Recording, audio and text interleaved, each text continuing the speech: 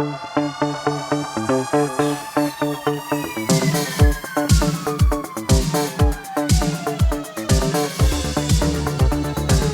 up, everyone? This is the Next Tape Podcast, episode 202 with Mikel and Tanyka. real conversations on different topics. So, today's episode, we'll be talking about a few topics today, and Tanyka will present us with the topic today. Tanyka. Okay. Uh, Yeah, we're doing a 3-topic episode. We're going to be talking about I don't think we've done this one. Sourdough versus whole grain bread. I feel like we did this. Yeah, okay. You know what? There was a fruit juice that apparently can calm inflammation that we're supposed to talk about 2 weeks ago. Didn't find those notes, but maybe they're here. And then a former flight assistant passed as a pilot. So we'll talk about that. And then I also have a bonus topic as well. all right, yep. I might have something as well, too. So, yeah. Okay. All right. Go ahead. Okay. So if we checked 100 people's pantries, chances are that at least 95 of them would contain some form of loaf of bread, right? While there are plenty of factors that influence the type you may choose, such as whether you have celiac disease or if there are kids in the house, you also likely want to choose bread that tastes good and is good for you. But between sourdough versus whole wheat bread, which is better for you? So, dietitians explain the differences between the two breads from how they're made to nutrition information. Plus, experts reveal which to enjoy as part of a healthy eating plan. So, in terms of nutrition, it can be tricky to compare the nutrition information for sourdough and whole wheat bread because of the shapes and sizes of the loaves. Sourdough is typically baked in a large, tall, round, or oblong loaf, while whole wheat is available at the grocery store in a standard size sliced loaf. Likewise, sourdough is a bit heavier than whole wheat bread, so the nutrition info below is, well, not below, but below for me is what we're going to talk about those two different ones. So sourdough. According to the U.S. Department of Agriculture, so USDA, one medium size, which is around 59 grams of sourdough bread, contains 188 calories, 7.67 grams of protein, so quite a bit of protein for a loaf of bread, 1.26 grams of fat, 36.5 grams of carbohydrates, and 1.83 grams of fiber. Whole wheat bread is as follows. So 163 calories, so less than sourdough, 8 grams of protein, which is just slightly more, 2 grams of fat, which again is just slightly more, 28 grams of carbohydrates, which is significantly less. It's definitely less. And then 4 grams of fiber, which is a little bit more. And I'm going to assume that's in one slice of whole wheat bread. So if you have 2, you're doubling up on that. So sourdough benefits. The signature tangy flavor and chewy texture of sourdough bread are products of the way it is made. Sourdough is bread made through natural fermentation using wild yeast and beneficial bacteria instead of commercial yeast, which is as explained by Kathleen Garcia Benson, who was a registered dietitian nutritionist at V Nutrition. This slow process changes the texture and flavor, breaks down parts of the dough, and creates the tangy taste people love. Fermentation also gets the credit for one of the health perks of sourdough, which is that it is easier to digest than other types of bread. The longer fermentation can make sourdough gentler on the stomach for some people because it partially breaks down certain carbohydrates that can cause feelings of heaviness or bloating in regular bread. According to research in aging clinical and experimental research, sourdough has a glycemic index of 54, which I believe is good, if I'm correct. By comparison, both white bread and wheat bread have a glycemic index of 71. This puts sourdough right around the cutoff to be considered a low glycemic food, which means the carbohydrates in the bread do not spike your blood sugar after you eat it as quickly as other types of bread.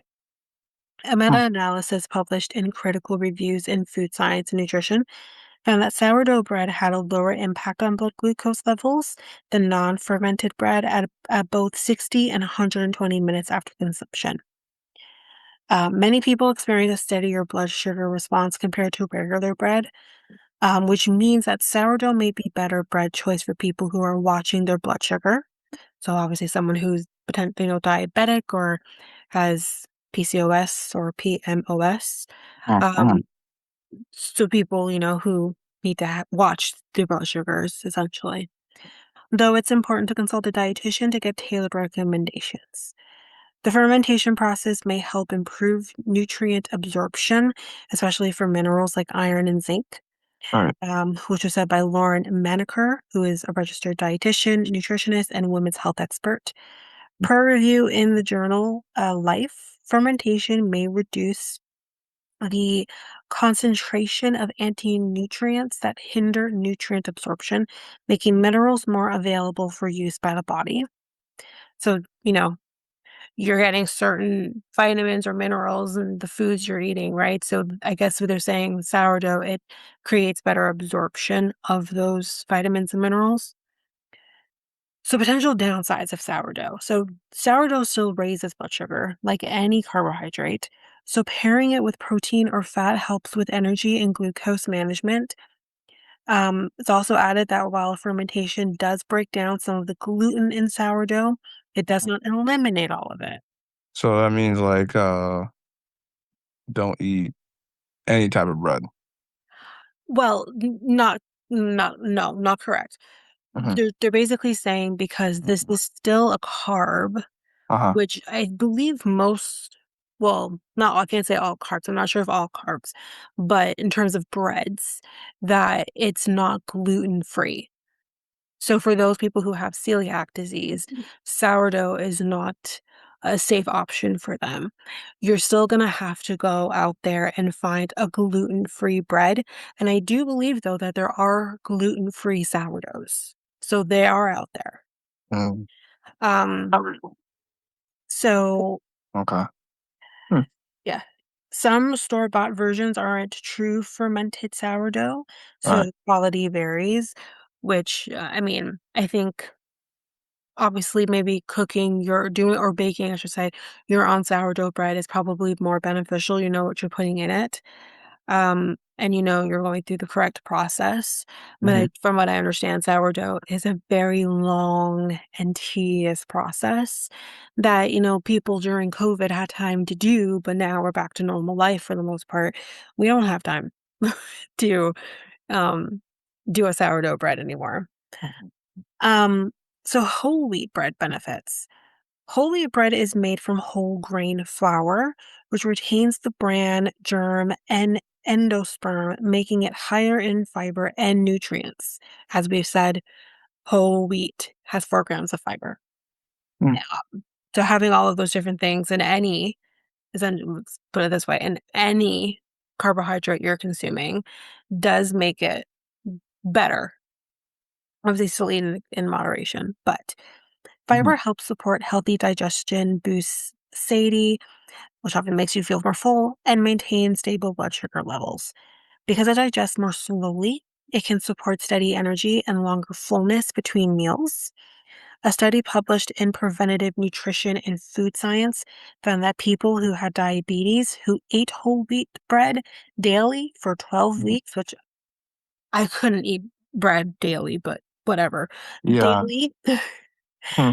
had steadier blood sugar and lower cholesterol levels than those who, sorry, lost my spot here, than those who didn't have whole wheat bread. Hmm. Keeping the entire grain also preserves B vitamins, antioxidants, and minerals, all important things that you need. Per the USDA, 2 slices of whole wheat bread contains 10% of your daily calcium needs, Uh-huh. which from what I learned from my dietitian, um, consuming calcium in your foods or even doing IVs, is you're better absorbing that calcium than actually taking a calcium supplement. So, food Yeah. for thought. Yeah, so anyway, so 10% of daily calcium needs to strengthen your bones, 16% of your daily magnesium intake to optimize muscle and nerve function, and 19% of your daily phosphorus needs to support steady energy. Mhm, It is the mhm, presence of nutrients like these and others that set whole wheat bread apart from bread made with white flour, like most types of sourdough. Sourdough can be made with whole wheat flour, but it's not as common. Maybe it should be. Who knows? mhm, mhm. Whatever. According to research from the American Society of Nutrition, levels of nutrients in breads made with refined flour are nearly 75% lower than those present in whole wheat products. While bread made with white flour can contain some vitamins and minerals, whole wheat bread generally contains more. And I do want to preface, um, I don't know if whole wheat bread, 'cause whole wheat bread is very different than grain bread. Like Mhm. I tend to gravitate towards 12 grain bread. Um, Right. I think they are fairly similar because there is a 12 for the one I take, 12 grain Dempster's 12 grain bread is Mm, high in fiber. Does have I don't know if it's 4 grams of protein, but it's still pretty good for what you're getting. mhm, So I think like that also would kind of go in here if you do tend to eat that and not whole wheat, because mm, not everyone likes whole wheat bread. I don't particularly like whole wheat bread. It's bland. Um, so while bread made with, I think I said that's already, made with minerals, whole wheat bread generally contains more. Ultimately, choosing whole wheat bread may contribute to better long term health. A review published in Nutrients found that higher intake of whole wheat grains in general, which includes whole wheat bread, was associated with a lower risk of developing a variety of different types of cancers. Good to know. I've been eating 12 grain bread since I was a kid. Nice to know that. mm, mhm, Potential downsides of whole wheat bread. Some mhm. people with sensitive digestion or IBS may find that the higher fiber content feels heavy or uncomfortable at times, which is true. With my mother kind of doing her own research on that, there is I think that particular 12 grain bread would be considered high FODMAP, which means Right. people who have IBS need to make sure that it's on a lower FODMAP. Mhm, But mhm. so yes, that is true. Depending on their individual tolerance. What's more, while most sourdoughs are going to feel and taste relatively similar, the flavor and texture of whole wheat bread can vary widely depending on the brand or where you buy it, which can be frustrating when you're trying to make healthy decisions. So, sourdough versus whole wheat bread, which is best for weight loss? Whole wheat bread is typically higher in fiber, which can help with, feeling fuller, making it a better choice for weight loss. Plus, sourdough has a higher calorie count per slice compared to whole wheat bread, which may make it an ideal choice for those on a low calorie diet for weight loss. One study in obesity science and practice found that among people trying to lose weight, those who ate the most foods rich in protein and fiber lost the most. So, high fiber foods are a crucial part of any eating plan designed for weight loss. Fiber is important for everybody. By the way, make sure you're getting that in as long as you can tolerate. That said, sourdough can also be helpful if your goal is to lose weight. Sourdough may cause fewer digestive symptoms and support steadier blood sugar, which can also help with appetite control. The best choice depends on what helps you feel full, energized, and consistent with your eating patterns. Um, so essentially, they're going to go into like what's better for you, but I think what we can probably say from what we've read is it just depends on your own personal needs of what's better for you. Right. If you can handle sourdough, you're okay to consume higher carbs, less protein, less fiber, and all that, then, go for it. And I think with whole wheat, if that's kind of more what you're looking for in terms of you have the fiber, you have the protein, it's lower in carbs, um, which depending on what you're dealing with, like, for me as an example, that is a better choice for me if I am going to have a bread. Um, And but, sometimes it can be a catch-22 with the carbs as carbs turns to sugar, so Mhm. Mm. it just depends. But I think because it's lower glycemic, you should be okay. Mhm. Whole wheat, depending if you're similar to me, you're diabetic. Um, but anyways, yeah, I think it just depends on your personal needs, preferences. Right. That's all. Have you ever And, tried sourdough bread? no, I have never tried sourdough bread. Yeah, I only have tried either whole wheat or, basically white bread or, Jamaican thing, island bread, technically auto bread. So Is that the same as yeah, cocoa bread?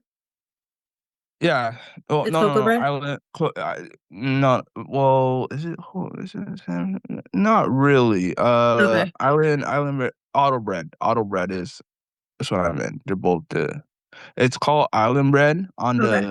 on the bag, but it's auto bread. If you go to like the Caribbean stores, you Mm, can buy either yes, cocoa bread mm, or auto bread, yeah. right? So, yeah, Yeah, I basically tend to the not, yeah, I haven't had cocoa bread in so long, but I yeah, love cocoa bread.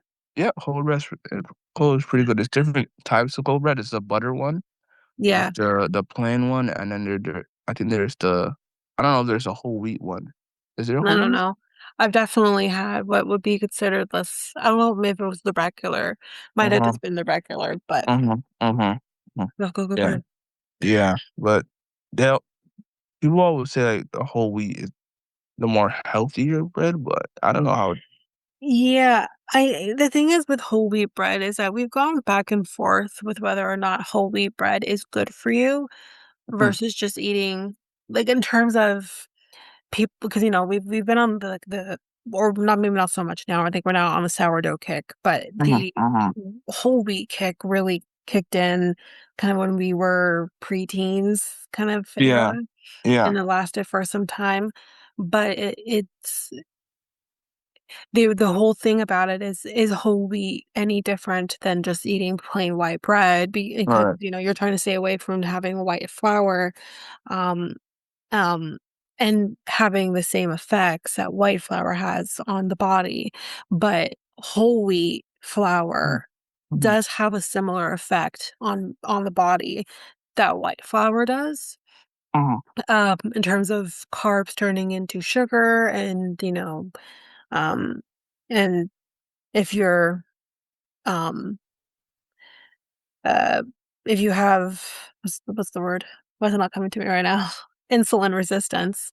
mhm, So that's, if you know how to be diabetic to deal with that. Because obviously I've talked mhm, about mhm, the fact that mhm. I experienced that and many other women who have PCOS/PM PMOS. I'm gonna be doing that if I do talk about PCOS, I'm gonna be doing that 'cause Right, the name's right, changed. Um, but yeah, like, that's the biggest thing is it's so individual as to what is good for you and what is gonna be tolerated by your body, because what my body can tolerate versus what it can't is gonna be different than yours. So, I think that's the biggest thing. And again, mhm, if you're eating in moderation, there's nothing wrong with that. I used to eat whole wheat. We used to buy whole wheat, at one point, and yeah, I just thought it's so bland. Um, but that's kind of when we switched off and kinda did 12 grain, mhm, which is way better. And even, like, there is, Dempster's came out with a 12 grain, I think it was Targrain Harvest or something, but it mhm, was like the grains were blended and, like, you didn't actually taste the or see the individual grain pieces. I didn't like that either. I'm like, "No, I wanna mhm. go back to my regular 12 grain." Um, so yeah, but again, like, I don't eat bread that often. Yeah, I've never been a sandwich person that I have to have, like, uh, sandwich every day or something.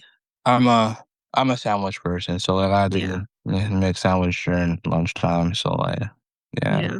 so, No, yeah, I've never been that child that, mhm, um is eating bread all the time because I'm making a sandwich or, you know, whatever. Like, 9 Mhm, times out of 10, I'm eating, maybe 2 or 1 or 2 slices of bread because I've made egg mhm, or, a grilled cheese or something, mhm. but that's basically it.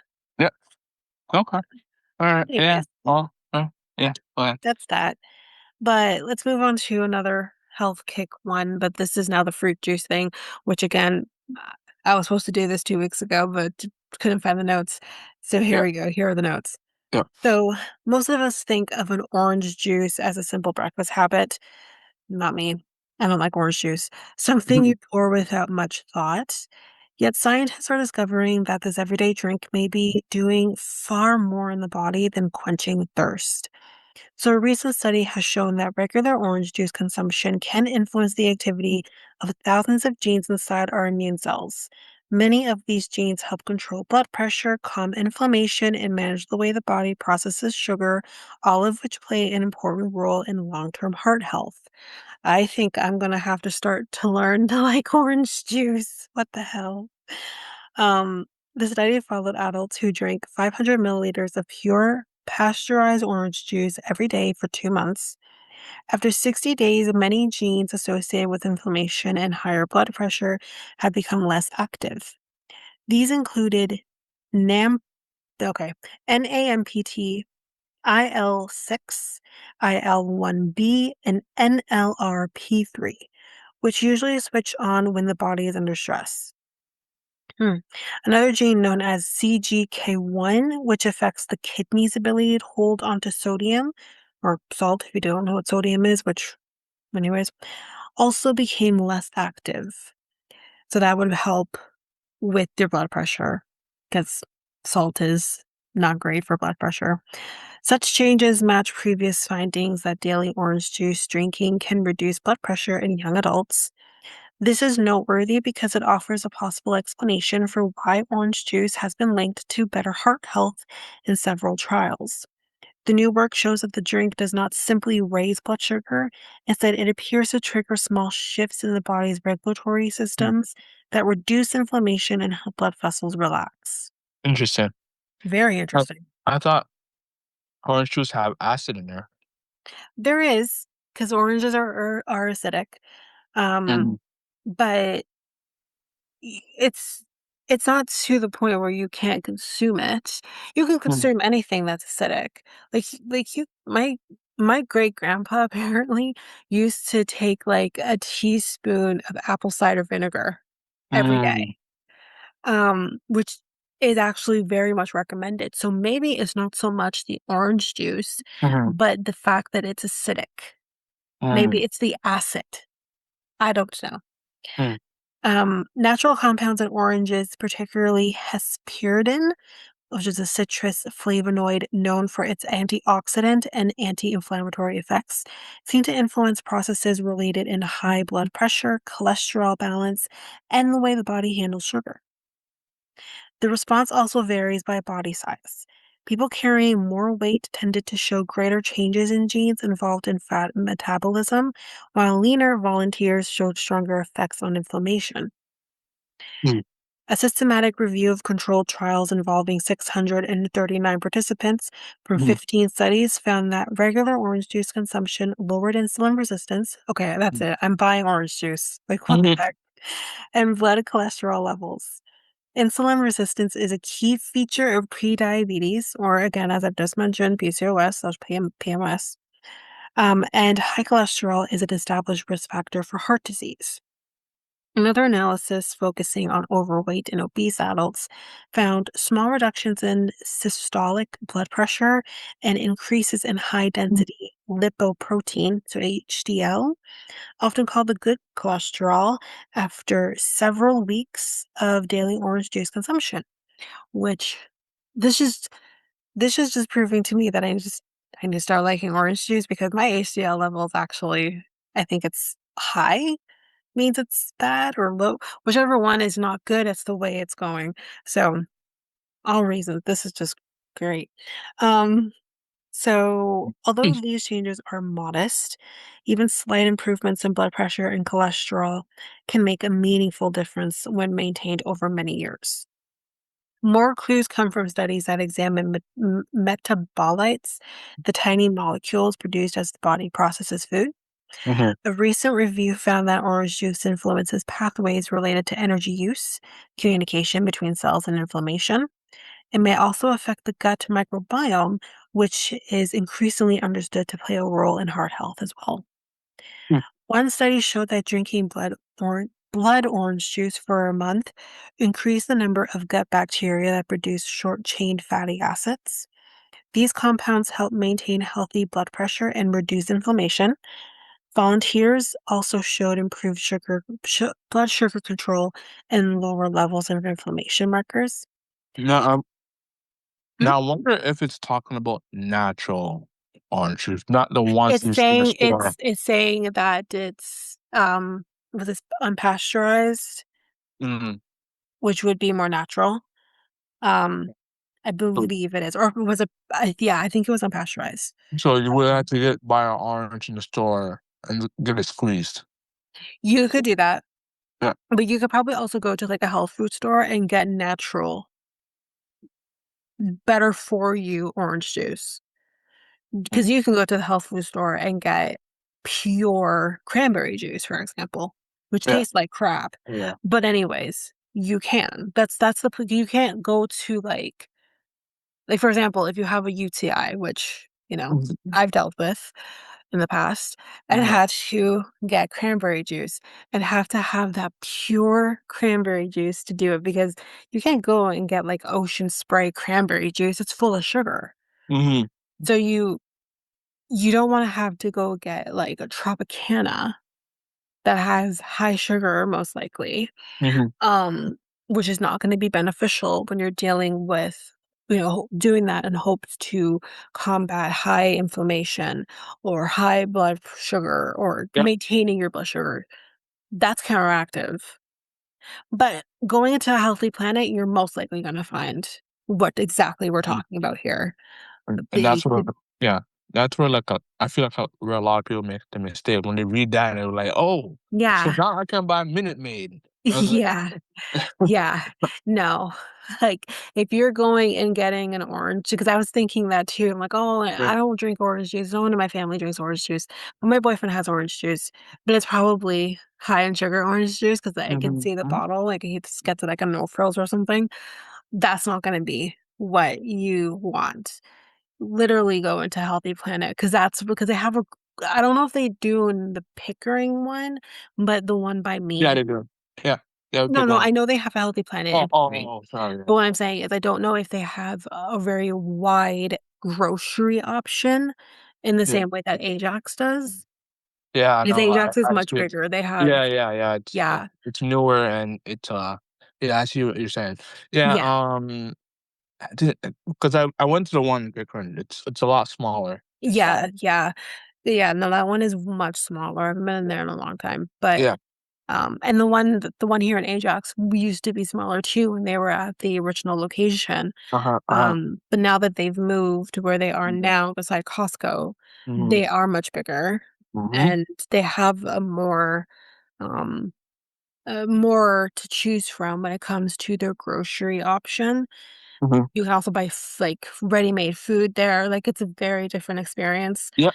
than Yep. in a smaller healthy planet. But Definitely. um, so yeah, definitely if this is something you want to try like me, um, then going to a healthy planet and getting that, you're gonna get a better option. Yeah. It'll be No. a lot to, Yeah. get used to. It's Yeah. gonna taste very pure. Yeah. But I if you like oranges, like I don't like cranberries at all. So that's why I um don't like cranberry juice. But if you like oranges, like I like oranges, mhm. it's gonna be fine. Yeah. I squeeze my lemon when I drink lemon water, right? Mhm. I Yeah. squeeze my lemon and I also squeeze the lime at the same time. So like basically I squeeze them out, put them in and put the hot water in there and just drink in that way. So like yeah. Yeah. Yeah, squeeze it.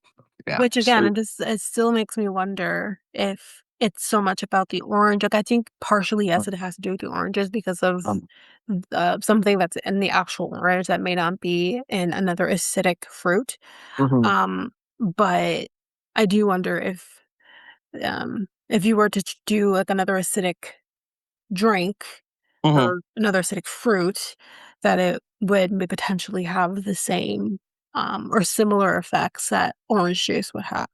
Like I mentioned with apple cider vinegar, the health benefits mhm, of consuming, well, just vinegar in general, um, for glucose levels, especially, is so beneficial. I'm still mm, doing my research on that personally. I already know about apple cider vinegar, but I'm actually doing some research on the effects of vinegar on someone with blood sugar, wanting to maintain their blood sugars. So, mm, anyways, right, um, so people with metabolic syndrome, so again, someone with like PCOS/PMOS, a cluster of risk factors that includes high blood pressure, raised blood sugar, and excess body fat may see particular benefits. In one study, daily orange juice consumption improved the function of the lining of blood vessels, known as endothelial function, in 68 obese participants.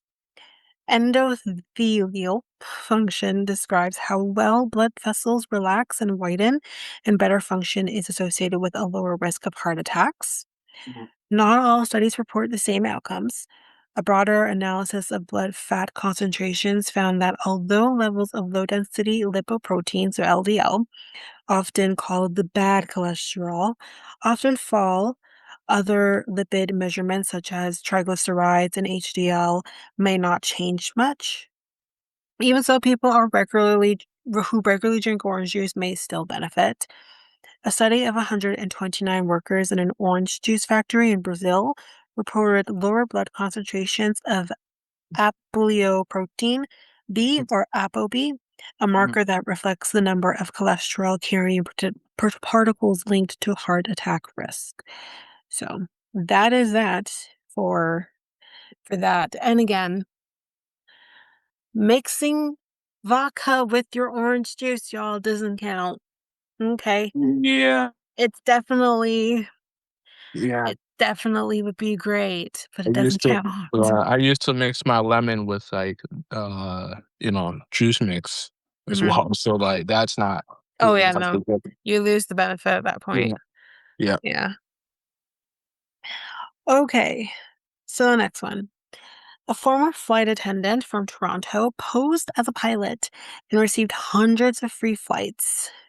So let's get into that. So, a former flight attendant accused of posing as a pilot and working airline employee fooled three U.S. carriers into giving him hundreds of free tickets over a span of 4 years, federal authorities say.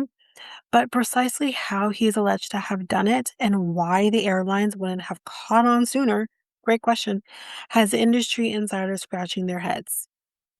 So Dallas Pokranik, who's 33 of Toronto, was arrested in Panama after being indicted on wire fraud charges in federal court in Hawaii last October.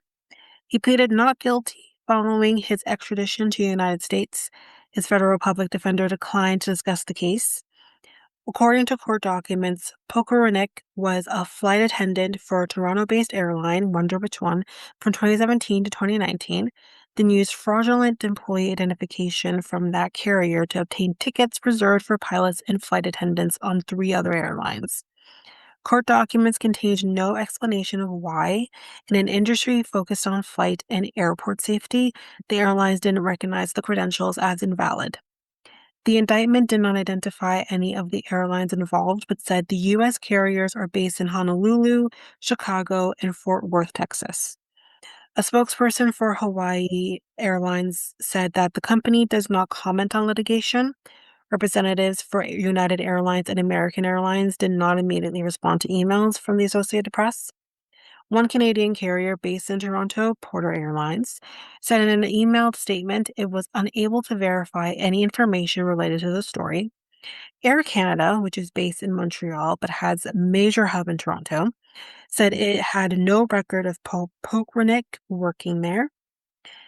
John Cox, who is a retired pilot who runs an aviation safety firm in St. Petersburg, Florida, called the allegation surprising considering the cross-checking that airlines are able to do to verify the employment of a crew member seeking to fly on another airline. Mhm, mhm, Airlines generally rely on databases of active airline employees maintained on third-party websites to check whether someone is actually an employee. So passenger airlines typically offer such free or steeply discounted standby seats when uh-huh, available to their own crew members or those of other carriers, a uh-huh, courtesy that makes the whole industry function better by getting crew members where they need to go. Employees can also use the perk for their immediate families when flying for leisure.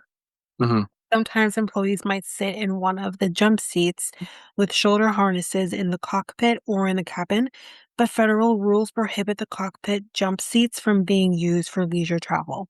mhm, So, crew members who need to travel to another city for work go through airport security by scanning a known crew member card linked to a database that has their photo.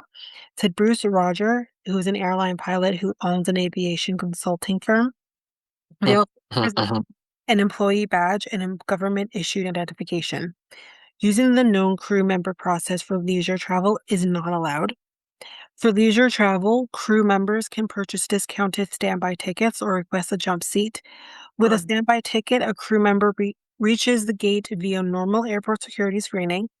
It's possible to have a standby ticket but request a jump seat, which allows the mhm, employee to fly for free.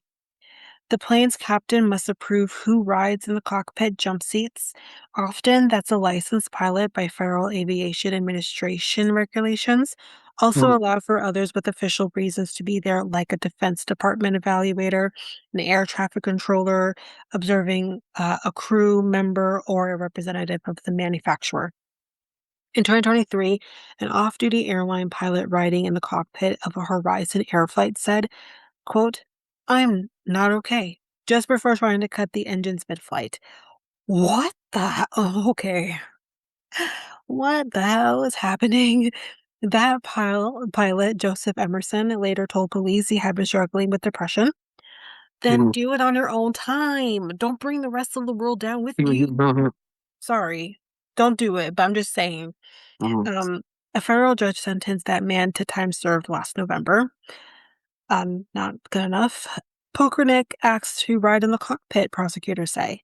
So U.S. prosecutors said that Pokranik requested to sit in the cockpit's jump seat, typically reserved for off-duty pilots. It was not clear from court documents whether he ever actually rode in a plane's cockpit, and the U.S. Attorney's Office in Honolulu declined to say. Years ago, the airline industry tightened up the standards for the flight benefits employees receive after the famous case of Frank Ab- Abagnale, whose exaggerated 1980 memoir, Catch Me If You Can, yep, mhm, described posing as a pilot to fly for free, among other cons. Yes, mhm. yes, he did. Wow. Yeah, you know Catch Me If You Can is a true story, right? Yeah. Yeah. So yeah, Yeah. this is this guy. His story gained additional fame when Steven Spielberg made it into a movie starring Leonardo DiCaprio in 2002. Right. Obviously, Leo played him. Mhm. Additional restrictions on who can get aboard a plane and inside a cockpit were imposed by the airlines and FAA after the September 11th, 2001 terrorist attacks as well. So that's basically that one. Um, Okay. So, I have a couple, okay. right? So we did talked about this on a previous episode on the podcast. Hmm. Um, basically how the government is looking into uh banning uh underage kids off the internet, uh the ages of 16 and under. They're banning children to use the internet? Yeah, social media, sorry, social Social media. media, okay. Yeah, my bad. My bad. My apologies. No. So social media, they're looking into that, the government. So I do know Manitoba has is going through with it, uh, I did look that information up, and basically, it has been popping up the last like couple weeks that the premier, I can't remember his name. His name is Waba. I can't remember.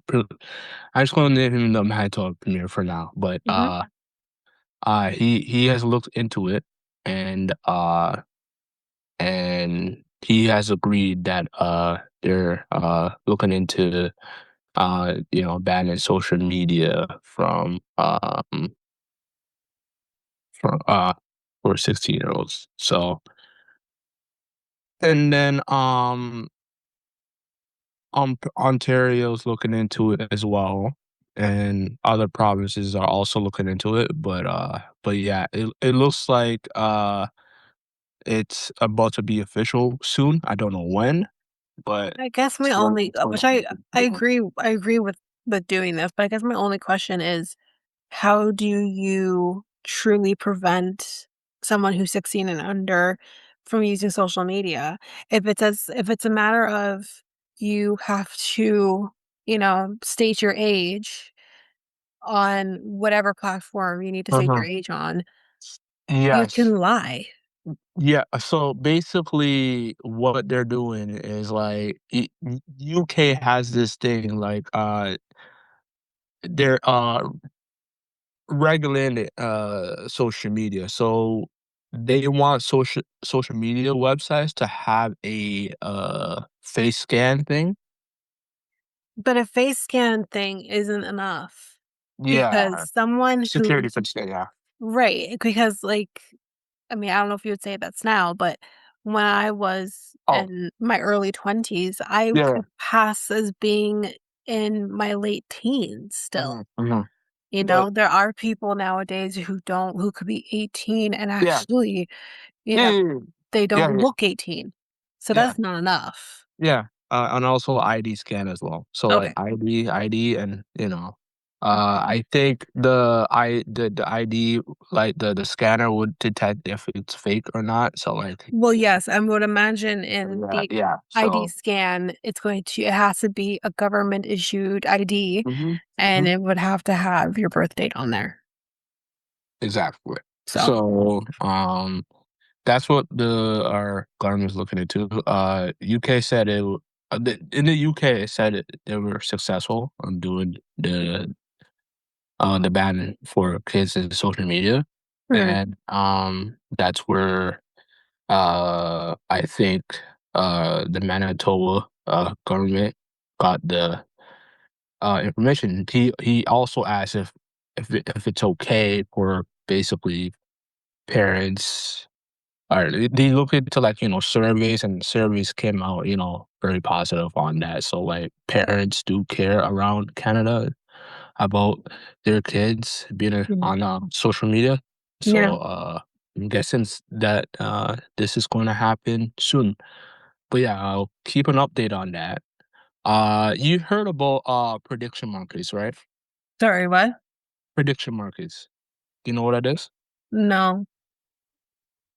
Your your boyfriend hasn't, like, talked to you about that or anything like that? Say again, because remember, I can't hear as good because I can't use my Okay. mic. So prediction markets. No, he doesn't talk to me about that. You did? No, he doesn't talk to me about that. I'm assuming about Okay. sports. Basically, people say it's like gambling, but it's Yeah, also I would agree. it's also like slash with basically investing in a way, right? Uh, I It's a think that depends on how you look at it. yeah, it's a really great, like, it's a real great area. So Yeah. basically, um, so there is prop betting, right? There is prop. It's almost as similar as that, but basically, what I mean by prop betting is basically if, like, if I would say if Eminem is going to wear a black hat today, you put money towards that, etc., and you bet with the odds or against odds, etc., all that stuff. And if you win or lose money, right? So is this not just for sports? It's also just regular old things as well? Uh, y yes, it is Okay. as well. So like events, let's go back to prediction markets as well. So events as well. So like basically historical events, or even basically what's happening with Palestine as well. They have done that as well. Like basically the difference is that you put your money in and you invest, and you it's like a poll. Basically, you put if you think like, the president is gonna bomb uh Venezuela again, um you either press yes or no. Well, And with the basically, way this administration is going, we should all be saying yes, yes. yeah, you press yes, you put your money in there. Let's do it. They ask you for like an amount. Yeah, you get money. If he doesn't do it, you lose your money basically. And you just keep investing on based on the percentage, I believe. I think I got that wrong. But like but yeah, it's kind of different than gambling in a way. Cuz No, it's not. It's still gambling. Whether or not it's it's not traditional gambling in the sense you're not going into a casino and Mhm, gambling your money away, but it is gambling. It is gambling. And some people can still get carried away with this type of gambling, which again essentially makes it gambling. Just like if you are to bet on, sport team or whatever, which is what my boyfriend typically does. I know he's controlled in that. I know he has his limits with it, and he only really does that for soccer. He doesn't do it with anything else. Um, so I know that he's controlled in that, mhm, but it is essentially still gambling. Gam- mhm, Gambling is gambling, mhm. no matter the form of it. So But like the yeah, I fall between it being gambling and then it being short term investing as well. it's not an investment. Sorry, I highly disagree with you. That's not investment because Mm, the government investing your might money yeah, in something that's go ahead. actually productive Hmm. is one thing. Hmm. You're still taking a chance of investing, Hmm.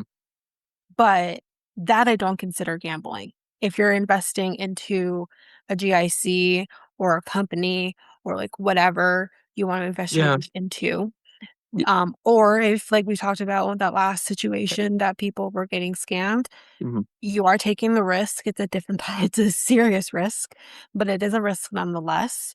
But I wouldn't still consider that gambling because you're doing this in the intent that you're growing your money in a safe way. With this, you may think it's an investment, and maybe you may treat that as an investment, and that's okay. mhm, But there is still that risk that if someone is going to bet $50 mhm, or $100 mhm, or even more than that, mhm, their whole life freaking savings into that mhm.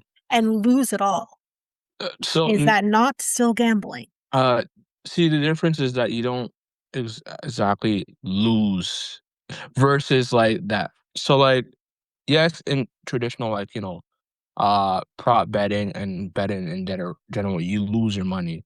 With the prediction market, you invest your money, you don't lose all your money. It just shaves a percentage of your money. The way how, like, when you put your money in the stock market and then, you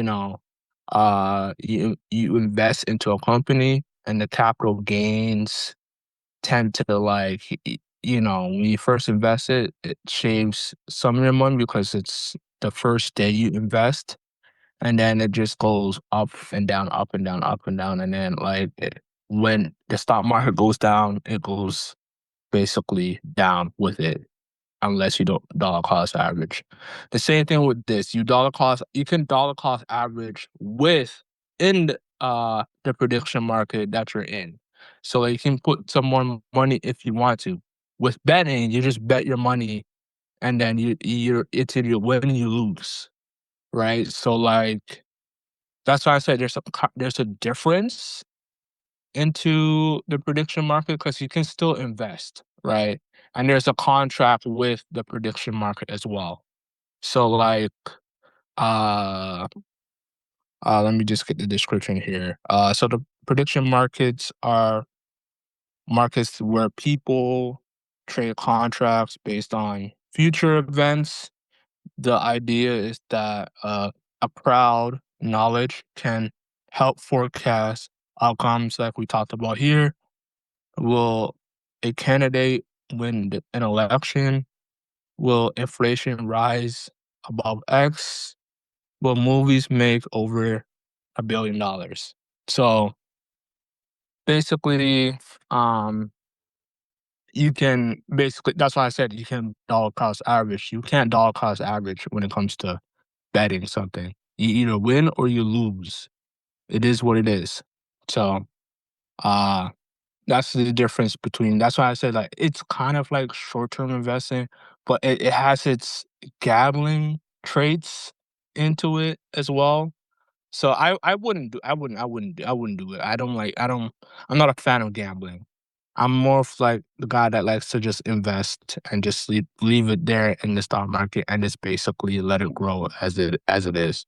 So I know a couple of former coworkers that do this, and my other coworker, who you know, uh, calls him a gambler, but like in Who I reality, know? it's How yeah, are your coworker? my friend RJ, but like Oh, it's okay. not it's not him, but it's the guy that he works with that tells him that he does this. It's a website called Polymarket and also Kakashi. Is it Kakashi? Kakashi? I can't pronounce the name properly. But like, yeah. Uh, he he a former coworker does invest in one of those websites, and RJ calls it, gambling in a way. And and I talked to him about like, let me do some research about it and see what I can talk to you about. I looked into it, and yes, it does have some gambling traits, but it does also have some investing traits as well. So it's like a mixed bag of both in one. It's crazy, because yeah. But yeah, why I'm talking about this is because it is also coming to Canada as well.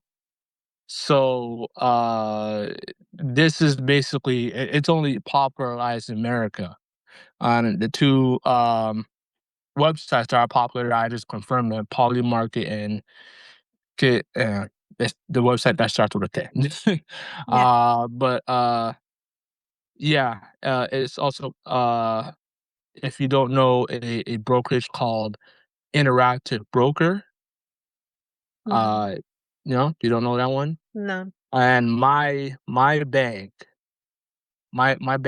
is going to have that feature in the future called Walk Simple, right? They're going to feature that, but they're going to call it under a different name, right? And it's also regulated with the government. So like, it's not regulated. I don't think it's regulated under the gambling laws. It's regulated under, finance laws as well. So like, uh yeah, so like, a lot of people are like so against like prediction markets. There's people who are just basically like, oh, we don't need this in Canada, blah blah blah, all this stuff. And then there's people who just like, but yes, uh that feature is there on a couple of banks, right?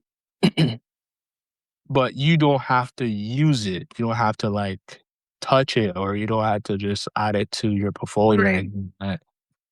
And just let people who are interested into it, if they feel like they want to, invest, that's on them. That's their money. So, uh, what I also think is that is other banks going to look into this in the near future and put that into, so like banks like your bank, like TD, Scotiabank, etc. in the near future are looking into it because they're very slow when it comes to innovation. None of the hardly any of the banks have added any type of crypto yet, and the only two banks that have added crypto in their is Wealthsimple and Interact Broker, and then what's the third one again? What's the third one? Oh yeah, Coho Financial as well. Like Keith is the one that's has that account with them. I actually try Coho. It's not a good app. Yeah. Yeah, well, it's a broken app in a lot of ways. Yeah, so like, but yeah, those are the only. I think that's the only three. The other ones are just like crypto platforms, but the ones that who are like a fintech slash bank that have the crypto future with it are those are the only three I believe. So but yeah, so tha that's why I think are I want to know if like are the banks going to basically add this feature into their platforms. That's what I want to know. So that's why I brought this up. So um what do you think about this? I know you're not like into like, uh gambling, but like it's also Well, it's not that I'm volatile. not into gambling, it's more so that, um, obviously, gambling addiction is a serious addiction. Mhm. I think Oh it's yeah. probably one of the worst addictions, honestly. Mhm. Mhm. What I've That's fact, not my opinion, but Yep. No, the, it is. Yeah. Yep. I think that's where I'm at, and I think someone who battles with Mhm. gambling addiction, It's who may yeah. want to opt into something like this, Yeah. could send them over the edge. Yeah. So If, that's the thing. It's like if they I don't have use it. nothing. There's nothing wrong with Yeah. this in theory, Oh yeah. but I think there are people where this type of app is going to trigger an addiction that maybe they've been working on and dealing with, and now it's gonna set people back. Yeah. So I do think that people who are kind of going and saying, um, "We don't need this in Canada," Mhm. um, are not maybe necessarily poo-pooing the idea of this app, but are probably echoing what I'm saying is we have people in this country with gambling addiction, Mhm. and this is just going to either this is going to be enough for them, or this is going to send them into a more dangerous side of their addiction where they are losing all of their money. Mhm. So, yeah, I don't know. Yeah. I just think if you can handle it in a healthy way, right? There's people who can handle things in a healthy way, like I think those people who can handle it in a healthy yeah. way don't already have a pre-existing addiction. Mm, So, I mean, mainly gambling, just because you may have a different type of addiction does not mm, necessarily mean you'll acquire a gambling addiction. mhm, mhm, Also doesn't mean that you won't. mhm, But, I think people like someone like me, yes, I can handle an app like this in a safe way because yeah, I'm yeah, not a yeah, gambling addict. But I mhm, think for those people who are a gambling addict, and you're always once an addict, always an addict, that part of you doesn't necessarily go away, but you can work to be better and not let that addiction take over. But mhm, apps like this, and they're saying it's financial, it's part of investing, and it creates that. gray area Mhm. that can be a problem. I really do think that if this is gonna be brought into Canada, they need to have some guidelines where the gambling aspect of it is concerned, Mhm. because guess what's gonna happen? If people are going to basically use this app who have a pre-existing gambling addiction and potentially could relapse, Mhm. they could sue the Mhm. government or whichever bank is Mhm. going to include this in their Mhm. profile. Mhm. Mhm. I can predict this. If that happens, I Mhm. wouldn't be surprised if people start suing, Yeah. whether it's the people themselves suing or their Mhm. family members suing, Mhm. because as a family member, you can sue under the Family Law Act. It's Mhm. gonna be an absolute shit show.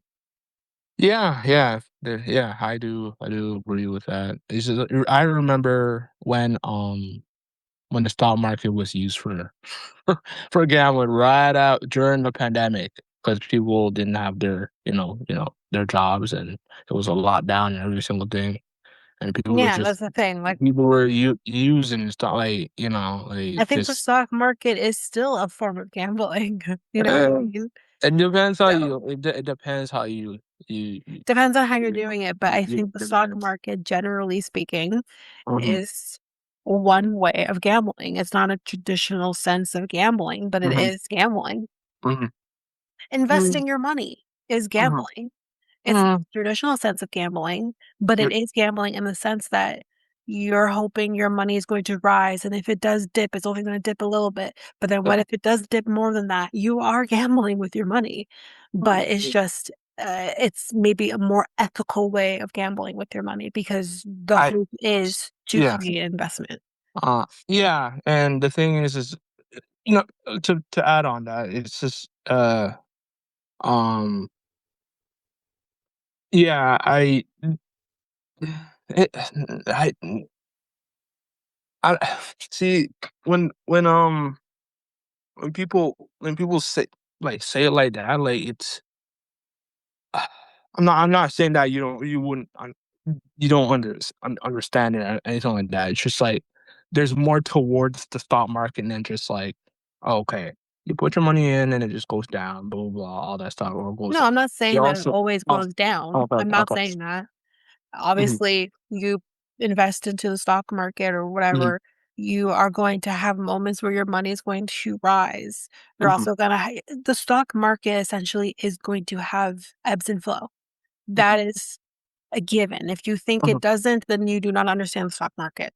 But mhm, what I am saying, the act of putting your money mhm, into the stock market and hoping for a rise, just like if you're playing, some form of a gambling game or something like mhm, blackjack or whatever, you're always hoping for a 21.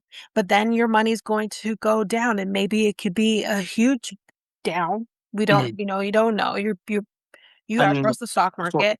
and for Just like if you're playing blackjack, you may yeah, go over 21 and you bust. uh, That is a for, form of yeah, gambling. for us, we look at that as a form of the stock market is pretty cheap. That's cheap for us because like Who's us? You for can't say us, you can't speak for everybody, speak for no, yourself. no, no, no, for investors that know that, Okay, but yeah, so like, but you can't speak for all other people, you only speak for yourself. Be because yeah, you don't, because I don't know them, we aren't hearing from them. We don't know how they actually think about that. investors who know the stock. That's what I'm speaking for. Okay, but The there are investors people that who know. study the stock market and know the patterns of the stock market. Mm-hmm. A lay person does not know that. So You're putting so that the in there and person. trusting or hoping for the best. Mm, That is still, but at the end of the day, it is still a form of it's gambling. It's and just not a traditional sense of gambling. It's not gonna be obviously regulated by, the Gambling Act or whatever, whatever it's called, and whatever country or province or state you're in, and everything that varies depending on where you are. But it is still a form of a gamble in the sense that The whole point of gambling is to hope you win big or you don't lose or whatever. But that's the same idea as investing. Doesn't matter what you're investing in, it's still a form of gamble. It's just not a traditional sense of it.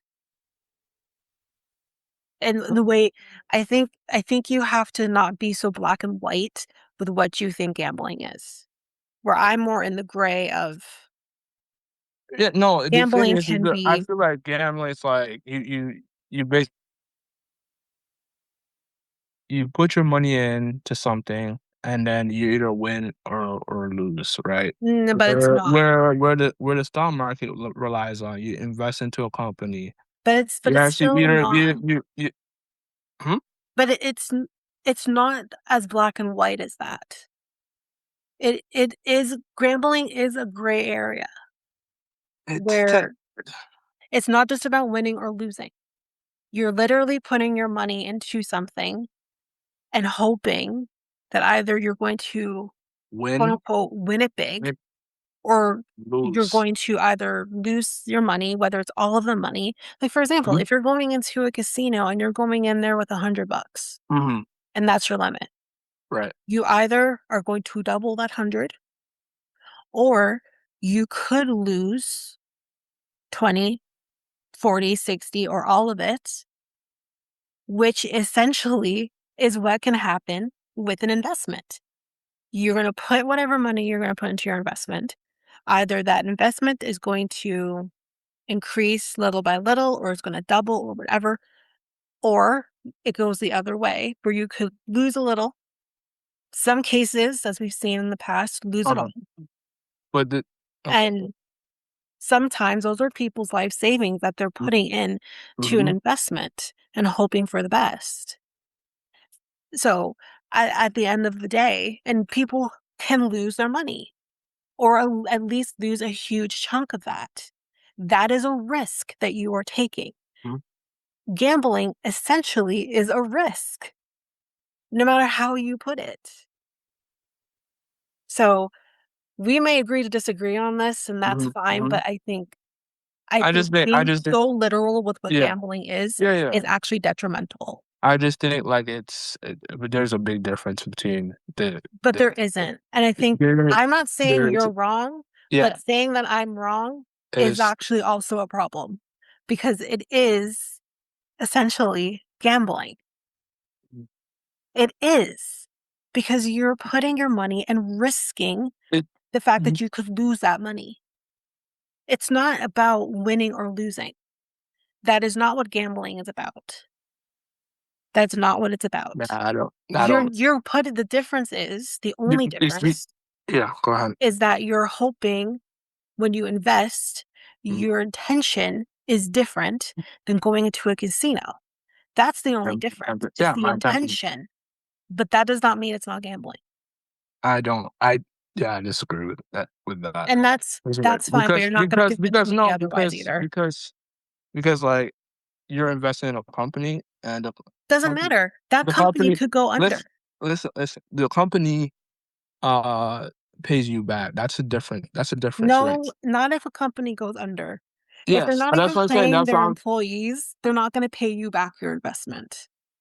So that's not true. You can't use a blanket statement and hold on. say that a company is gonna give you back your money. Wait a sec. Yes, you can the company can go under, but I'm trying to tell you that like basically that a company does pay you. That's what I'm trying to tell you. But where are That you does getting pay that you information? dividends.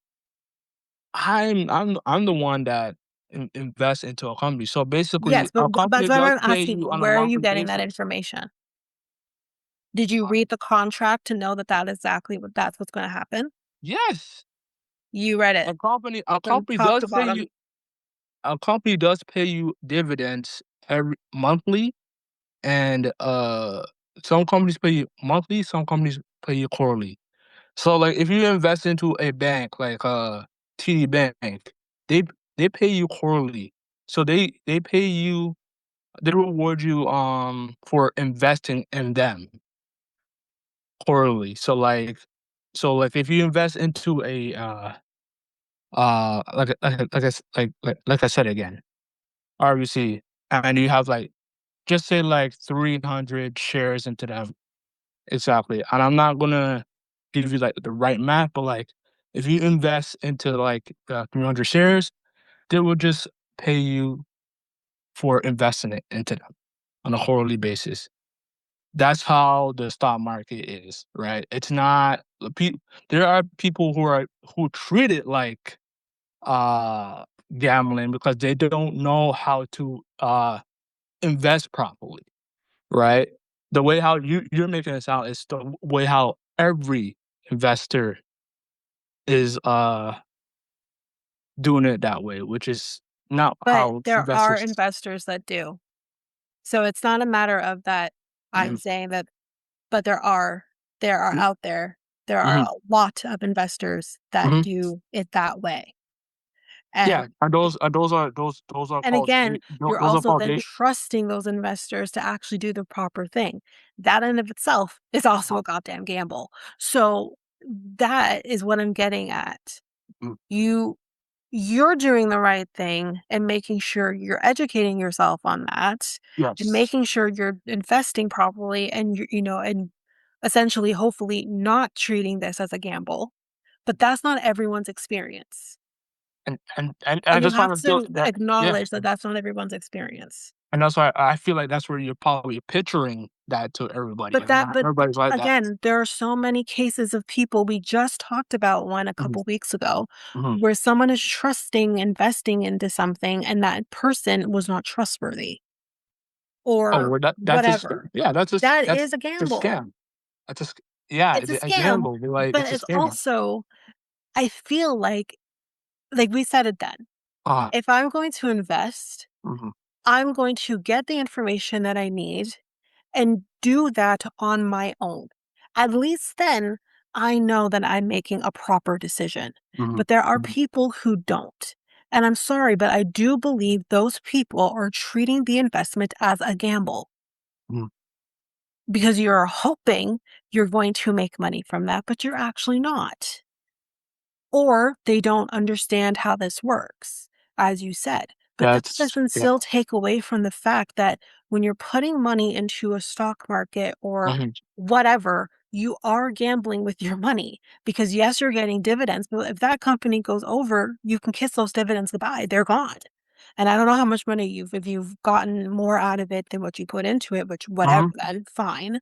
But mhm, there are some people who may not make that, who may not make that money back or then some. mhm, mhm. So that is still a gamble. I get you have your experience, but you have to look beyond your own experience a little bit to understand what I'm getting at. So It's do you not just think? about Oh, you. hold There on. are other people's experiences. Yeah, I understand that. I understand that.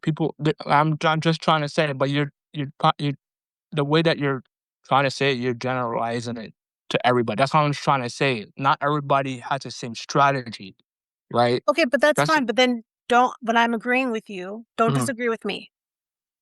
Because I did say to you, I agree with what you're saying, mhm. but I'm also saying what Okay, I'm saying. There's I 2 didn't. different there are you're allowed to have 2 different thoughts about the same thing. Mm. I'm allowed to Oh, have the thought I have, and mhm, you are more than entitled to have the thought that you have. But that doesn't mean that one is wrong and one is not wrong. They're both right, but mhm. in their own right. Okay, okay. I'm just saying that like not. I'm just saying that I understand what you're trying to say. It's just so like I don't want you just like putting that We on don't it have to very keep easy. rehashing it. You Yeah. said this I know, already. I know, I know, I know, I know, I know, I know. We I'm don't just need saying, to I'm just keep saying. rehashing it. We I'm just both saying. Yeah, agree yeah. on each other's points, Mhm, but that does not mean that one cancels out the other, mhm. because that's not what I'm trying to get at. What I'm trying to get at is something like this app that you've talked about can be detrimental for some people. Yeah. And No, no, no, yeah. whether you treat this as an investment app, that is your experience, but that might not be someone else's experience. And that's Okay, what I'm worried about okay, with an okay, app like okay, this. okay. That's it. So yeah, yeah. Okay. But yeah, yeah. Yeah, yeah. I have I don't know, like, I have a little bit of worries about this, but, like, at the same time, I just worry about not being properly regulated because I do feel like if this is not properly regulated by the mhm, government, mhm. um, I and, potentially yeah, people could lose money because of I this, yeah, I do worry about potential yeah, lawsuit. but yeah, yeah, um, what was it? Okay, America. So, like, America looks at it like it's short-term investing, contract investing in a way. So, like, uh, basically, a lot of, the Trump administration is in, I would say, well, they're not in, like, great hands when it comes to, like, uh, to know what gambling and what investing is, 'cause Well, we it's we we can't say that. We don't know that because, yeah, we're not gonna say that. Well, I mean, MAGA people, I think, essentially, generally speaking, are not smart bunches I'm not for who they align well, against, but that yeah. doesn't mean that they don't have investment knowledge. I'm not as well, like, basically, well, I'm not talking about MAGA as their supporters. I mean, their the administration, the government around Trump, Oh, right? they're his administration. Yeah, his administration, yeah, not Okay. Okay. not his supporters. I'm not talking about those Okay. people. His administration. So I basically, there's like rumors that he has fired most of the uh, like, the financial, department of his administration, or He's fired a lot of people.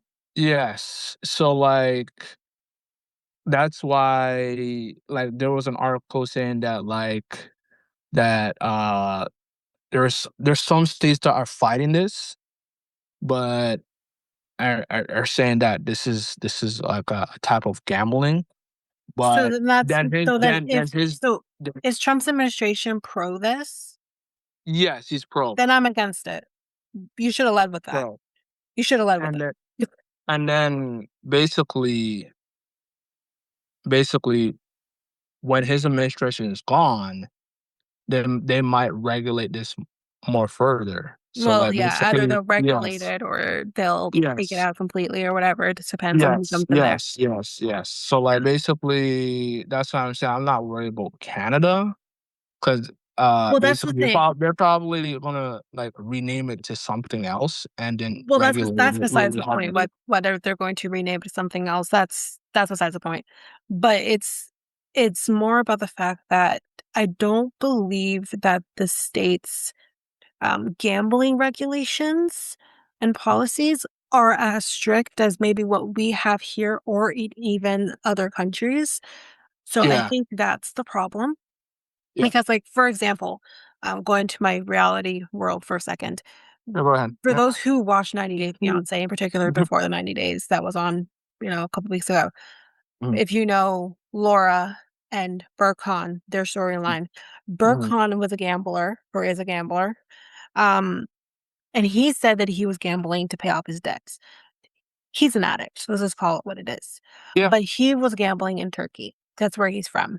Mhm, And the discussion about his gambling and what would happen once he enters the States, the gambling regulations in Turkey are very, very, very strict.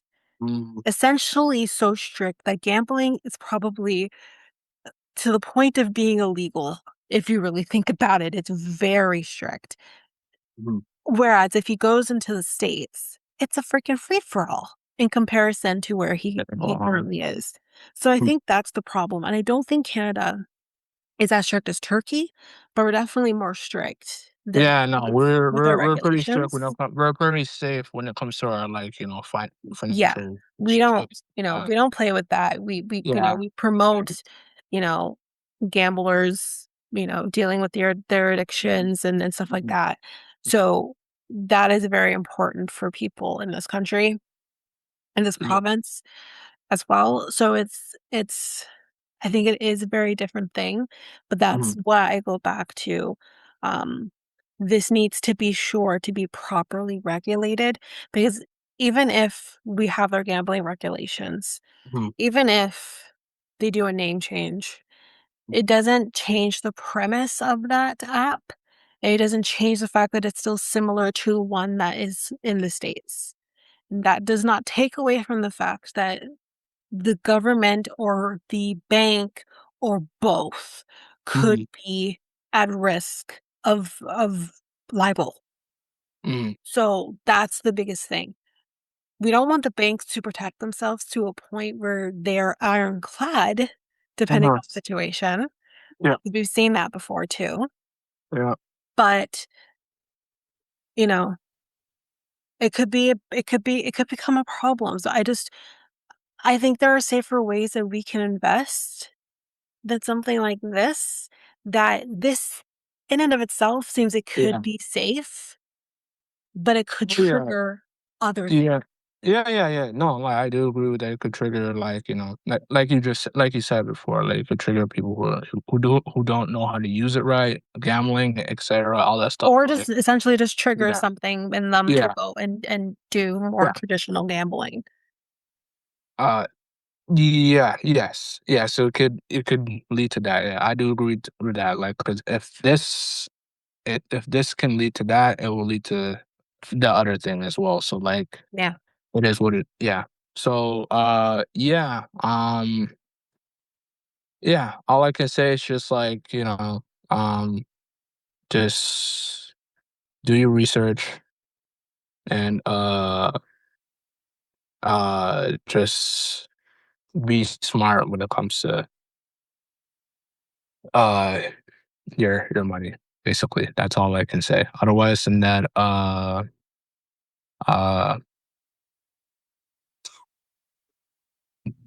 yeah, just just be aware of these types of features and apps to be smart to invest your money. That's all I can say about that. So Yeah. All okay. right. Um I'll do my did you have something else? no, that's it. That's it. Okay, I'll do my final topic quickly because um we're almost That's done it. here. But Oh, basically this has to do we kind of talked about this topic before, I think last year, but this has to do with the job market, in particular youth, so Gen Zs, I'm going to say, um, maybe even Gen Alpha, um, is really struggling right now to find work. So, it's it's cat it was pretty well, this is mainly talking about Ontario. We oh don't know onto what the employment rate okay. in other provinces are right now. Okay. But this is particularly in Ontario. It's really bad right now here. So, Yeah. Yeah. so Yeah, yeah. you heard about the whole Jets thing? The Jet thing with Mr. Premier What? Duffy. The Jet. The Jet. What about what jet? You didn't hear anything about the Jet? No. So he basically Doug Ford invested into a Oh, jet. yes! Yes! Yes, I did hear this. Yeah, I did okay. hear this. I think I actually have that saved for This has some another yeah, this has bonus something to episode, do yeah. it's kinda a little bit connected towards that Is it? because people were complaining about how he's investing in jet and then, like, how like, the job market and the schools and then et cetera, like, how can you not investing in those things? How can you not investing in small business? How can you not investing into, the, healthcare, et cetera, all that stuff, so, like, Because he doesn't care about any of those things. yeah, At so least 2 of those things you've just mentioned, we know for a fact he doesn't care about. mhm, Like, yeah, right now, the Toronto School Board is gonna be laying off, like, a bunch of people. mhm, Like, how is that's gonna be so much pressure on schools mhm, in Toronto. He doesn't mhm, care. That's why. mhm, We'll talk more yeah, about that, I think, at a later date. So, mhm, but yeah, yeah, so getting a job is not the same as it used to be. A young job seeker told CBC Toronto at an employment fair in Oakwood Village earlier, as is this week, but this was a couple months ago. mm, So, quote, "You think, oh, you put your resume out there, you take initiative and make yourself seem like a good candidate. You'll get hired. In the last couple of years, it's taken 180. resumes, I'm assuming, is what Micah Goldsilver said. Yeah. Logistics Canada reported 84,000 jobs lost across the country in February, one Mhm. of the worst monthly job losses the agency has reported in years outside of the COVID-19 pandemic. Youth unemployment ticked over 14%. Over half of the losses were categorized as youth jobs, pushing unemployment among young people in Ontario to more than 2% higher than Canada's. Mhm. You can have experience, you can have the proper qualifications, but now everyone needs experience with qualifications. There will be 20 other people just like you lining up to get that same job. Alicia Mhm. Hall is the executive director of the NIA Center for the Arts based in Oakwood Village, which hosted the job fair. She hopes the fair will help young people get their foot in the door with employers. Hall says she hears from young people feeling worried about finding a job at a time of skyrocketing costs of living and growing youth unemployment. Quote, they're feeling really insecure, their finances, their financial outlook, as well as their outlook about the future. They don't necessarily feel sure that they're going to be able to afford the lifestyle that their parents have been able to afford. Because as we talked about last week, you know, this current generation is experience in life is very different than maybe their parents' experience in life.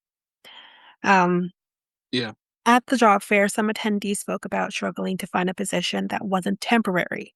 I will say my first job was considered temporary or contract at that time, while others commuted long distances since they were not able to find a job locally, which is, sometimes you do have to travel into the city to get a job. It's hard. Local jobs, depending on where you are, is nearly impossible to find and get because the turnaround is very low. But anyways, um, if young people don't get a job early, then it can reduce their overall productivity and how much they can earn in future careers, says Rafael Gomez, director of the Center for Industrial Relations and Human Resources at the University of Toronto, as well as the CIBC chair of youth employment. He says today's youth needs jobs so they can stimulate economic growth tomorrow. They're going to be the ones that will buy their first home, buy their first car, all of the stimulants, other economic activity. Gomez said Canada's slowing economy is causing older labor workers to be laid off from their jobs, meaning those experienced workers are now competing with youth for the same entry level jobs. Yeah. Guess who's not going to win that job? The older generation. What happens is entry-level jobs that normally go to youth who don't have experience, and 9 times out of 10, entry level means they don't want someone with experience or at least a lot of experience that obviously an older person will definitely have. Yeah. I have experienced that too. So Yeah. basically, I tried to look for like a second job, and I was heavily experienced into this job, Mhm. and I went into the interview thinking that I already got this job because I have experience. Look at this, I have the experience. It's basically it's a similar job that uh I had before, Mhm. but it's a different location in Oshawa. Mhm. Came to the job feeling nice because, like, you know, etc. 2 weeks later, haven't got a call. Called the person back, told them like, oh, uh, did I get a job? Sorry, not I didn't say it like that. I say Yeah, like, yeah, um, so when um so okay, so let me just rehearse the call. So I asked for the manager, and then basically he came to me and said, uh, "Hi, how are you?" Da, da, da, this and that, and then I asked him, "So, this is my name, blah blah blah, and did I, get uh the job, or how is the position? Is the position still open, etc." He's telling me that the position is no longer open, and basically I was the third best in the interview. Wow. Yeah. So I'm there, and I'm like, I'm on the phone. I'm on the phone like shocked. I was like, be better. Who could be better than me? So, like, this is a little bit personal, but like, I took it a little bit personal because like what I did is basically I volunteered to see who this guy is. So I volunteered, signed up and every single thing, and then went to volunteer. And the boss was so shocked that I volunteered. She saw my face and every single thing, and he told me that the person that they hired was basically a little bit inexperienced than I was. So yeah, Well, that's the thing. It's like yeah, the 9 times out of 10 when they wanna hire someone who has less experience, it's because they wanna pay less. mhm, They figure, well, if we hire this person with more experience or has the education to back up the position or whatever, mhm, then we have to mhm. pay them more. You know what I mean? I was And it's listen. I was willing to take a pay cut because I had no, I that's was fine. They maybe you're willing to take a was pay cut, but yeah, some people are not willing to take a pay cut, yeah. or at least not a massive pay cut. And but at the end of the day, it's sometimes not even about that. Sometimes it's just you look at someone's resume and whatever, and you're like, this person's way too experienced. We've all kind of been through that at one time or another. So I think that's a stupid logic in my I opinion. do. I agree. I agree. If you want someone with experience, then hire the person with the experience. Mm. Um, I would also, I mean, I don't want to go here, but I'm going to go here. It would be kind of curious to know whether or not were you passed over because you're a minority. Like that's another layer to it for people when we're That's what I dealing with said. And job. mm, Go ahead. go ahead. Oh, okay. So when I volunteered, here's the funny thing.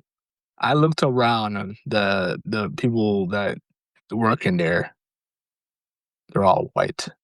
There you go. That's all I needed to know. There you go. That's And that's exactly it. When you're dealing Mhm. with the workforce, there are people who are some sort of a Yeah. minority, Yep. and we are definitely getting passed over Mhm. for our white counterparts. So that's just kind of what's happening. I'm fortunate that it's a pretty mixed bag at my Mhm. work, Mhm. but when I Oh, first no, got that's good. there, I was one of the only Black people in my particular office. Mhm. So, you know, because they wanted to expand on people of color being in the workplace because that was something that wasn't really prevalent before. I wasn't the only one, but at that time, I was the only Black person, not the only person of color.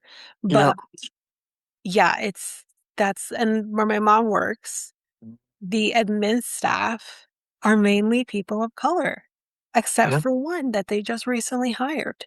And Yeah. again, there's also the fact, as a woman, we deal with that part of it as well. Mhm. And again, what I think is so cool about my mom's place is everyone that works in her office is a woman except for one. Yep. And that's another thing you don't see very often, especially in a law firm. So you Yeah. do so many different factors that Yeah. should be important. Yeah, yeah. I've been working with like my last jobs have been like mixture of my minorities, like black, white, Asian. Wife's not a minority, by the way. Sorry, not bad. I keep like it's because like you're so You can you're say so different ethnicities. yeah you've been around for so long. Asian, etc. Like Yeah, I've been around like those types of workplaces a yeah, few times. So very first time I ever seen a full white type of workplace, and which is crazy. yeah, 'Cause I feel like and in your case, it's not about your experience, it's about the color of your skin. Really and truly. yes, yeah, and that's And did you really awesome. wanna work there anyways, if that was the case? I The wanted, I token actually Black guy wanted, in there? I actually, oh yeah, Well, not so much, like, if you were I hired, was you're yeah. not gonna think about it. But now knowing that you weren't hired, Yeah. and then Yeah. you look in there and everyone's white, Yeah. like, do you really wanna work there now? Knowing Yeah. that because you will most likely pass over because you're Yeah. white? Yeah. It's Yeah. stupid, Yeah. but Yeah. And it's then here's the funny part too. They got a lot of the black people volunteering there too. So yeah. So, and again, volunteering. I feel like maybe some changes need to be happening within management so that maybe more opportunities can be offered to those people The manager who the have the manager experience. the manager's your age, by the way. Or what? Manager's your age. He's your Or age. he's my He's age? white. Yes. He's white and your age. Well, I think I think I think someone being a millennial doesn't And necessarily mean that they're understanding. They can still be racist, so or racially insensitive or I whatever mean, terminology you wanna use. I feel like people like that are probably comfortable around people that That they they look look like them. yes. That's I don't know. I don't think I don't want to say he's racist. I just think he's comfortable. I just think I don't know if there's a difference. I don't. Maybe I'm delusional, but you know, I think yeah, I think people can be can ha I think sometimes white people can be uncomfortable, yes, around black people, but I also think there's that level of they can also feel threatened by a black person. that's what Um, I think uh, that's another thing. And that doesn't necessarily mean that they're threatened that something's gonna happen to them or something. That's not mhm. always what I mean, but that's also plays into account. But I think about, like, Could it be bad experiences as well in the past? me? No, it could have been that person has Maybe, experienced. maybe. Yeah. 'Cause, like, I know with, like, my boyfriend, he was telling me about, w a team lead or a leader of some kind that, is responsible for the department that they're managing, and there's one particular person who clearly has it out for him. Mhm. He's white. My boyfriend's not white, Mm, and that's something that I didn't know at first, but he told me. And again, mhm, it all stems from the fact that this person has a crush. I don't think it's necessarily that he's racist, but I think he's delusional because he clearly has some crush on a couple of South African girls that my boyfriend mhm, is just with because he mhm, too is South African, so he's clearly connecting with them in that sense. And he mhm, seems to think that like he's some form of a threat or something and mhm, causing issues for him. mhm. Again, if my boyfriend were white, would you do that?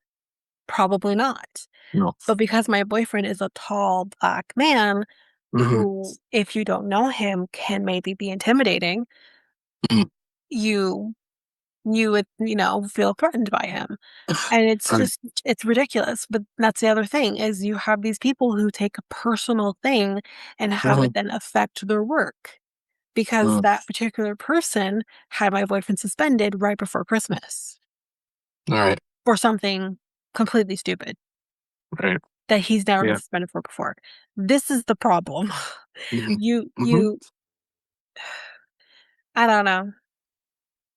The Yeah. workforce is a crazy freaking place when you're around people that you don't Yeah, trust. and that's why people are, are finding ways to, like, make money on Yeah, on their their own. yeah, yeah, so, like, Yeah. I'm doing that for myself, like, even though I have a job, right, I'm finding ways to make, money, like, I told you about, the things that I do, so, Yeah. like, so, uh, yeah, so there's numerous like, if this was, like, 20, 30 years ago, I'd probably be, like, a bum on the street or whatever, Yeah, but, like probably.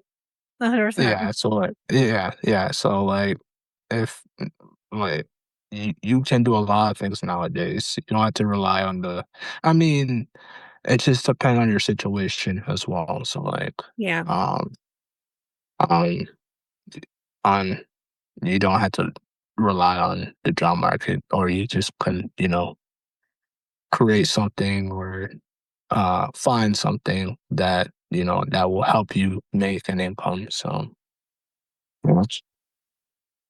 Yeah. Um, but let's Yeah. finish this article. So Yeah. Yeah. Go ahead. what happens is entry-level jobs that normally go to youth who don't have experience. You hire someone now with experience, right? Because now your older Hmm. person has lost their job and now they're competing for the same thing. Yeah. Why hire that particular person? Because they are also unemployed too. They're in the same boat as the younger person. So yeah, I Fact, I kind of feel sorry for the people who are non-experienced as well too. So like, right. But and they're here's the fine. thing Yeah. that I also want to stress to those people who Yeah. are younger, who don't Hmm. particularly get it. When an older person, depending on their age, Hmm. and this and their gender, Hmm. when they lose a job, they have to now compete with you.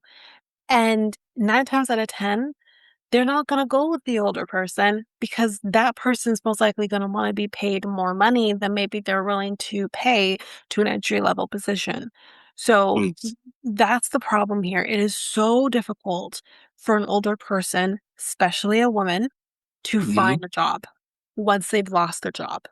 Hmm. So, as women, there is a cutoff for women, and I honestly think that cutoff is, if you're lucky, 50, but maybe even younger. Hmm. So, that's the thing, is you're also competing with that, and it's hard Right. for older people too. But let's go back to the article here. Yeah. The fact that the pandemic made it nearly impossible for youth to earn jobs for a period of time has also affected their ability to find employment, which is true. Youth didn't build up that experience.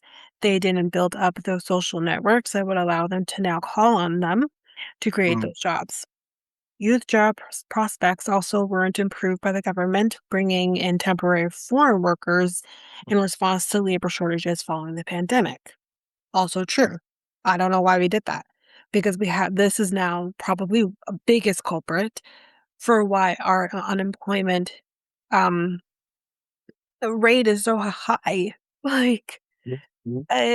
anyway, instead of allowing firms to improve the quality of jobs, raise wages, and hire youth, we use a stopgap that really brought in millions of temporary foreign workers.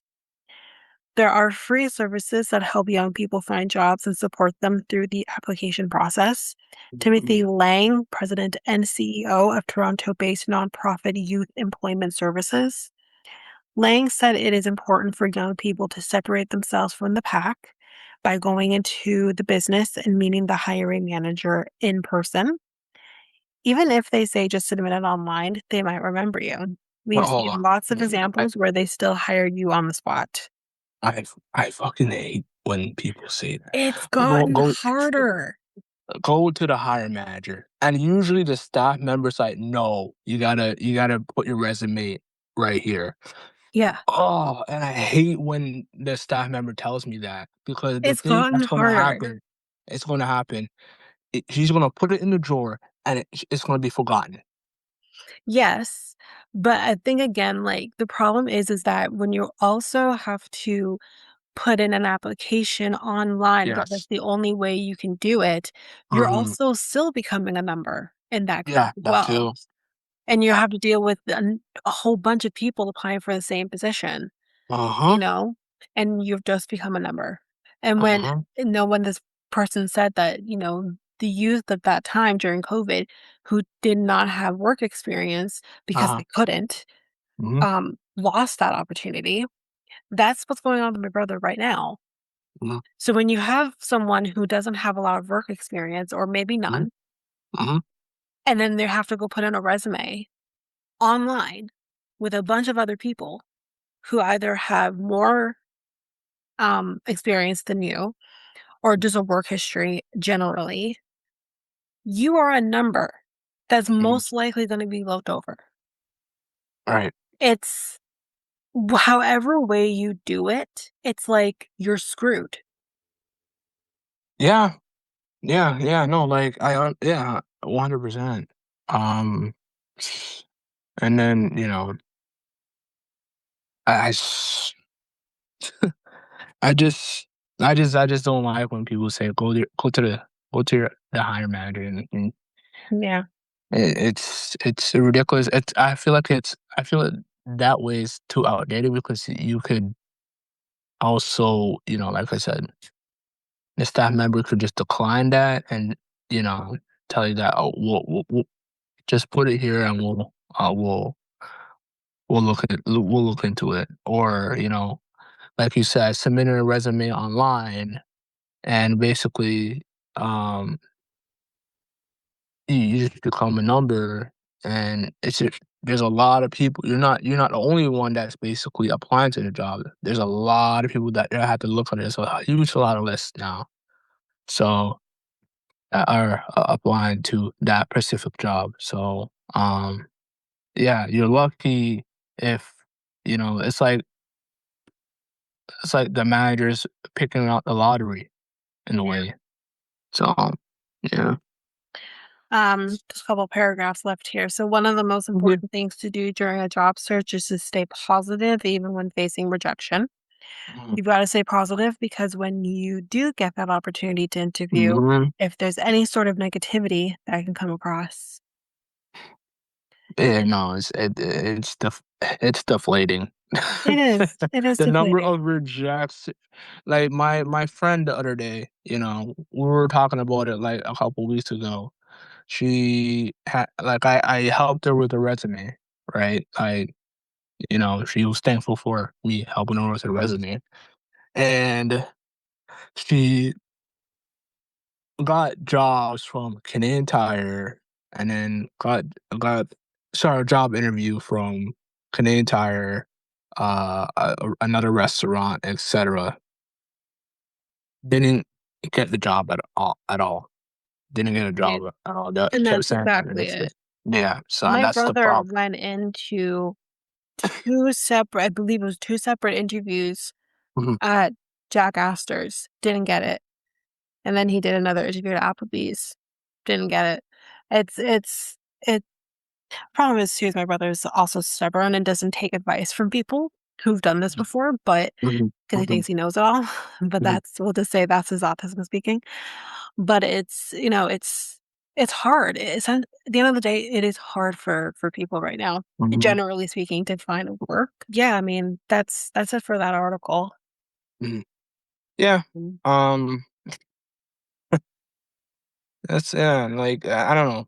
I feel like something needs to change when it terms of the job market, or I don't understand what the I understand like what the our government is doing to try to attract more investors to our country.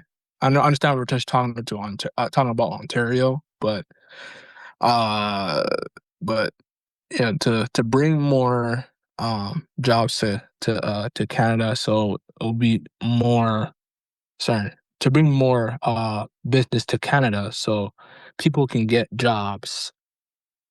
Uh so Yeah, that's the only way, cause like, there's not a lot that's going for, I believe, for, in Ontario/Canada, to be fair, even though, like, Dunkin' Donuts is coming to Canada. I do Um, think the job market, yeah. it's Yeah. different depending on where you are. Mhm, Um, but yeah, I think when it comes to Ontario, I think maybe some things have to be done to mhm, kind of push this job market along. And I do think that our premier needs to step in and kind of help with that, um, in whatever way he possibly can. mhm, I do think as well, like for example, with my brother, I think there's not enough help for people who have some form of neurodivergence. There's nothing out there, even though they say, "Oh, there's this, we help you with this if you are the neurodivergent." employment offices They're not there. the employment offices can't help anymore because, like, people are so smart with their technology to the point that, resumes can be done easier. The only thing they have is workplaces, right? And maybe they can improve on your interview skills. That's Well, probably the no, I only not two even so much things. that. It's more about like a job recruitment type Yeah. agency, but for people who need Oh, it yeah. because of their special need. In Oh, this okay. case, neurodivergence. Yeah, And yeah. because they say there is things offered out there for people with, whether it's autism or ADHD or ADD, whatever it is, there's supposed to be stuff out there to help people navigate that job market, and you're literally being put on a wild goddamn goose chase because none of that actually exists. There's just not enough resources for people with neurodivergence either to help them navigate the job market, and that's something my brother struggles with as well. Is that because Because people are at least if we could go to an employer and say, "Hey, yeah, he doesn't have work experience. Here's why." Mhm. But he's willing, and that's the problem is he just can't even get that conversation, so it sucks. Yeah, yeah. I don't know. It's just because probably they want they probably want someone that's more I don't know. Someone more Yeah, I experienced. think they don't wanna deal with someone that has some Yeah. form of disability, Yeah. but And that's that is yeah. discrimination. That's Yes. illegal. You can't do that. Yeah. Yeah, I do. Yeah, I do agree. So like, yeah. I yeah, it's sad. It's sad. It's really sad to be fair with you, Yeah. um, because if I was a manager, I probably would hire. I would hire,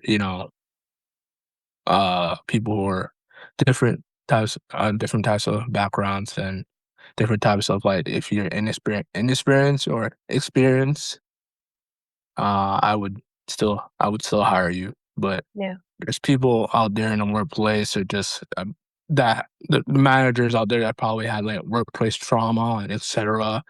that have experienced people who are like just lazy, people who are just like are